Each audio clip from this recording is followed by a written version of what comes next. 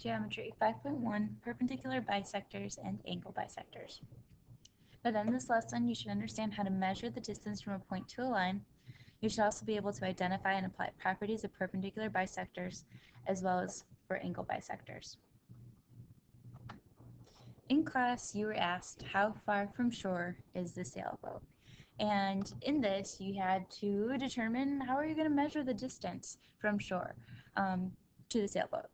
And many of us had some creative answers, and said that we're going to end up taking speed into account or get a very long ruler or have somebody stand on the beach. But really the question comes down to, where are you going to measure to?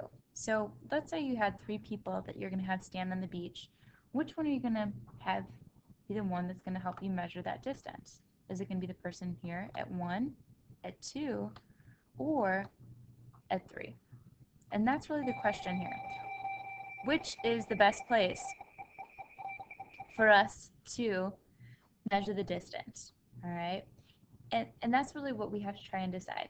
We're going to come back to this, and I want you to pause for a moment and think about what exactly you think is the best way to measure the distance. Okay, so think about why you think that's the best distance and so forth.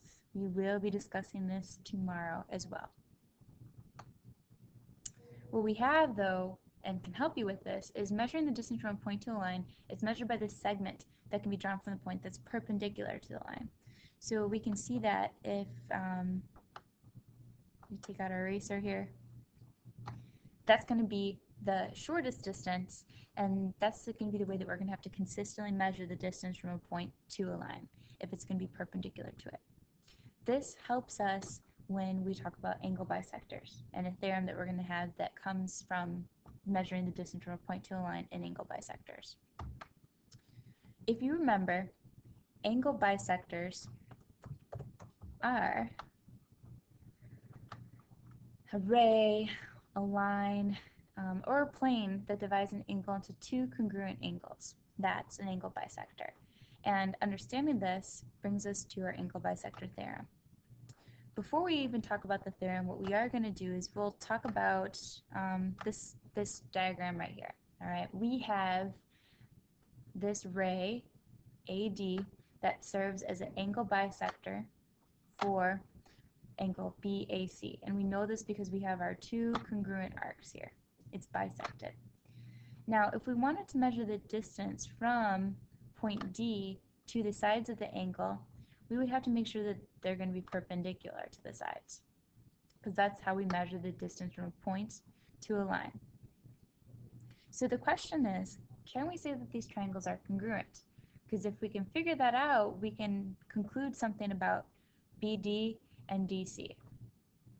Well, we know we have 2 congruent angles here and here because they're right angles. We also have the pair of angles that formed when we bisected the angle BAC. So we have 2 pairs of congruent angles, and we're also going to see that we'll have AD congruent AD. From that, we're able to say that the triangles are going to be congruent by angle, angle, side. If that's the case, we now can say that these corresponding segments, BD and DC, have to be congruent because corresponding parts of congruent triangles are congruent. And that's where we come up with our angle bisector theorem. Our angle bisector theorem says that if a point lies on the angle bisector and point D was our point that lied on the angle bisector, then it's equidistant from the sides of the angles. Equidistant means that it's the same distance, and we know it's the same distance because those 2 pieces had to be congruent after we proved the triangles to be congruent. And that's your angle bisector theorem. What we also know is that the converse is also true. So if you see that BD and DC are going to be congruent, then you can say that D lies on the angle bisector for angle BAC. Next up, perpendicular bisectors. And remember, a perpendicular bisector is perpendicular to a segment and it divides it into 2 congruent segments. We saw this occasionally with our hypotenuse leg proofs or any proofs that involved really right triangles. We'd see this come up. And here we have another one of those. So looking at this, we have our perpendicular bisector. We know it's a perpendicular bisector because this line CP is perpendicular to the segment AB, and we also see that it bisected the segment AB into two congruent parts. So that's our perpendicular bisector. So if we wanted to conclude anything, we need to make sure to see that these triangles are going to be congruent. And we can do this. We already have a pair of congruent sides. If this is a right angle, this has to be a right angle, and we're able to say that those angles are congruent. And lastly, we can say that CP is congruent to CP by the reflexive property, which means we can say that we have triangle CPB, and that'll have to be congruent to triangle CPA